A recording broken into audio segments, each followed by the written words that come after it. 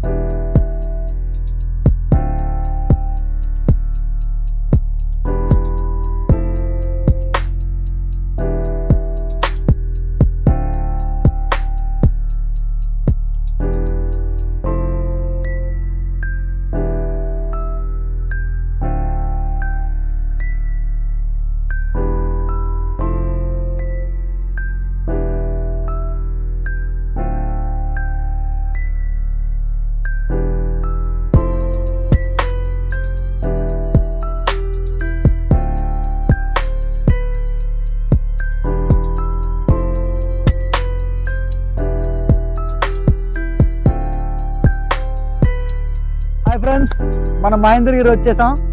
ఈ చుట్టుపక్కల మీకు కనిపిస్తున్న మొత్తం ఈ కొండలన్నింటినీ కూడా ఈస్టర్న్ ఘాట్స్ అంటారు.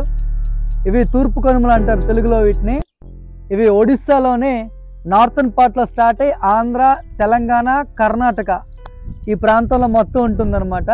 సో మన ఈస్టర్న్ ఘాట్స్లోనే వన్ ఆఫ్ ది పార్ట్లో ఉన్నాం. దాని గురించి పక్కన పెడితే ఇది ఒడిస్సాలోనే సెకండ్ హైయెస్ట్ పీక్ అని ఇందాక చెప్పాను మీకు. ఇది 4925 ఫీట్ హైట్లో ఉన్నాం మనం ఇప్పుడు. ఈ పార్ట్ మొత్తం సరౌండింగ్ ఏరియా అందరిని మనం ఇప్పుడు ఎక్స్ప్లోర్ చేస్తున్నాం. ఈ ప్లేస్ గురించి నేను విన్నది ఏంటంటే, ఒక 600 ఫ్లవరింగ్ ప్లాంట్స్కి నిలయం ఇది.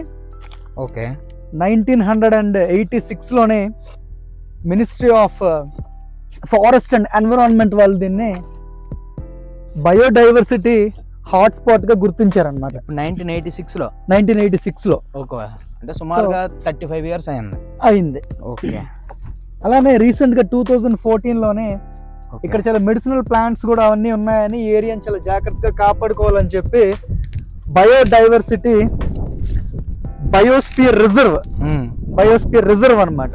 ఇది ఎవరు ఇచ్చారంటే forest and environmental department committee. Okay. So దీన్ని బయోస్పియర్ రిజర్వ్ గా దీన్ని గుర్తించారు.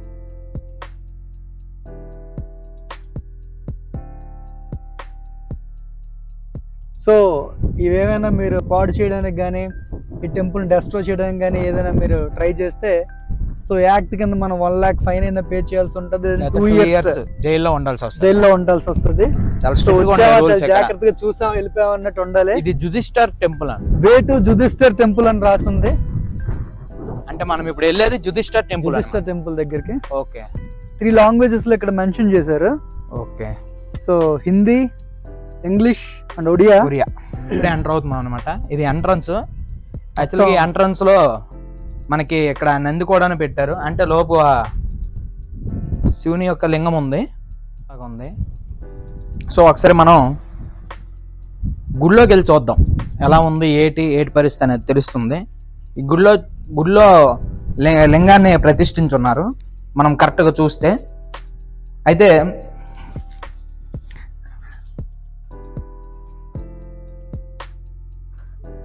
అయితే ఇక్కడ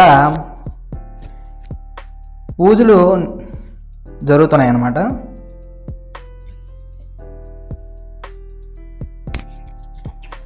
ఇది శివుని యొక్క లింగం చూడండి, ఇక్కడ ప్రతిష్ఠించారు. శివునికి ఎదురుగా అక్కడ చూడండి నందిని ఇచ్చేసారనమాట, అక్కడ ప్రతిష్ఠించారు. అయితే ఇది సుమారుగా చాలా వందల సంవత్సరాల కిందట కట్టిన టెంపుల్లో ఉంది. ఈ స్టోన్ వర్క్ అంతా కూడాను ఈ ఏకశిల విగ్రహాలు అంటారు కదా, ఏకశిల అంటే ఏదో ఒక్క రాయితో చెక్కిన లేకపోతే దీంతో పెట్టినలా ఉన్నాయి. సో బయటకు వస్తే ఈ బ్యాక్ సైడ్ చిన్న పాండ్ లాంటిది ఏదో ఉంది, మరి వాటర్ ఎలా అందులో ఉందని తెలియట్లేదు. కానీ ఒక చిన్న మురళి చూడలేదు కదా నువ్వు, ఒకసారి రా చూపిస్తాను నీకు. అంటే ఈ ఎగ్జిట్ లో ఎగ్జిట్ లో బయటకు వస్తే మనం ఇక్కడ చిన్న పాండ్ టైప్ ఉందన్నమాట. సో ఏంటి అంటే యాక్చువల్ గా ఇది పాండ్ లాగా ఉంది. ఇది నాకు తెలిసి ఒక అంటే ఒక నుయ్యిలా తయారు చేసుకున్నారు. ఇక్కడ చూసుకుంటే మనకి ఇక్కడ ఒక ఇల్లు లాగా ఒక గృహంలా కనిపిస్తుంది. యాక్చువల్ గా ఒకసారి అక్కడికి వెళ్ళి చూద్దాం, అక్కడ ఏముందో చూద్దాం. దాని లోపల నాకు తెలిసి ఇక్కడికి వచ్చే ప్రజలందరూ అక్కడ చూసారా, ఇక్కడ రాళ్ళు పెడుతున్నారు, అలా పెట్టిన రాళ్ళే అవి. ఆ విధంగా ఇక్కడ ఒక ఇల్లులాగా తయారైంది. యాక్చువల్గా ఇది హౌస్ కాదు మురళి, ఇక్కడ కూడా ఒక శివలింగం ఉంది. ఇక్కడ శివలింగం ఉందా? ఓకే ఓకే, ఇక్కడ కూడా ఒక శివలింగం ఉంది. ఈ ప్లేస్ యాక్చువల్గా హిస్టారికల్ గా అంటే పురాణాల గురించి చూసుకున్నాం అనుకో, పురాణాల్లో చాలా ఇంపార్టెన్స్ ఉందన్నమాట ఈ ప్లేస్ కి. ఓకే, ఏంటంటే రాముడు శివధనస్సు విరిచినప్పుడు పరశురాముడు ఇక్కడ తపస్సు చేసుకుంటూ ఉండేవాడు అనమాట. అతను శివధనస్సు ఇరిచేటప్పుడు తపస్సు చేస్తున్నాడు. ఓకే, సీతని వివాహం చేసుకుని రాముడు మిథిల నుంచి తిరిగి వస్తున్నప్పుడు ఓకే యుద్ధం చేస్తారు పరశురాముడును రాముడు. సో ఆ టైంలో కూడాను పరశురాముడు యుద్ధంలో ఓడిపోయిన తర్వాత ఈ మహేంద్రం ప్లేస్ ఏదైతే ఉందో ఈ ప్లేస్ లోనే బ్రహ్మ హరిహరులకు తపస్సు చేసుకుంటూ ఇక్కడే ఉండిపోయారు అనమాట పరశురాముడు. సో ఇది one of the part of the story అనమాట. ఈ మహేంద్రం సంబంధించిన ఇది one of the part. So అలానే ఇంకో పార్ట్ ఆఫ్ ది స్టోరీ ఏంటంటే ఈ బలరాముడు ఒక లింగాన్ని కూడా ప్రతిష్ఠించాడు. నాకు తెలిసి ఇక్కడ మనం చూసిన ఏదో ఒక లింగంలో బలరాముడు ప్రతిష్ఠించిన లింగం కూడా ఒక లింగం ఉండి ఉంటుంది. అవునండి. సో అది ఎక్కడ ఉంది ఏంటని మనకు ఐడియా లేదు కానీ పర్ఫెక్ట్ గా సో బలరాముడు కూడా ఇక్కడ ఒక లింగాన్ని ప్రతిష్ఠించాడు. అయితే ఇక్కడైతే చాలా లింగాలు కనిపిస్తున్నాయి ఉన్నాయి. అలానే ఇంకో లింగం కూడా ఉంది. ఏంటి అంటే ఈ పాండవులు వనవాసం చేస్తూ వస్తున్నప్పుడు ఈ ప్లేస్ లో కూడా వాళ్ళు కొంతకాలం ఉన్నారు అరణ్యవాసంలో. అంటే పాండవులు ఓకే.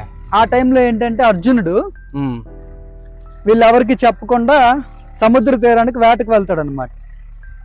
సో సముద్ర తీరానికి వేటకు వెళ్తున్న టైంలోనే అంటే ఇప్పుడు ఎక్కడది ఇక్కడ ఈ పరిసర ప్రాంతాల్లో ఎక్కడ సముద్ర తీరం ఆ తీరంలోనే వేటకి వెళ్ళాడు. మరి ఆ రోజుల్లో ఎక్కడ మనకి లొకేషన్స్ ఈ మ్యాప్స్ ఏం లేవు కాబట్టి అంత క్లారిటీ లేదు, అంతగా తెలియదు, మనకి ఐడియా లేదు. సో పురాణాలు ఏం చెప్తున్నాయంటే ఆ టైంలో వెళ్ళారు, వెళ్ళి ఆ వేటలో అనుకోకుండా ఒక ఆవుని చంపేస్తారు అనమాట. వీళ్ళు తెలియకంటే వేటాడుతున్నప్పుడు ఒక ఆవు చనిపోద్ది. సో ఈ వేటలో ఆవు చనిపోతే ఆ ఆవుని పట్టుకొని వస్తున్నప్పుడు పట్టుకొని వచ్చాడు. అన్నదమ్ముల మధ్య వాళ్ళందరూ మహేంద్రలో ఉన్నారు, అన్నదమ్ముల దగ్గరికి వచ్చాడు అనమాట. ఓకే, ఇలా నేను వేటాడుతున్నప్పుడు ఆవుని చంపేశాను.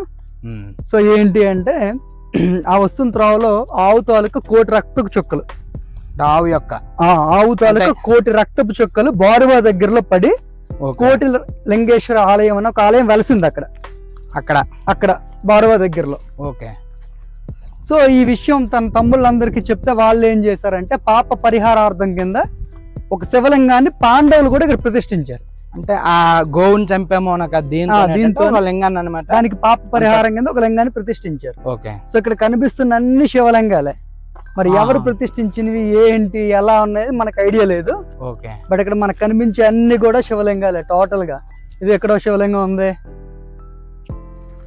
మొత్తం అన్ని శివలింగాలే.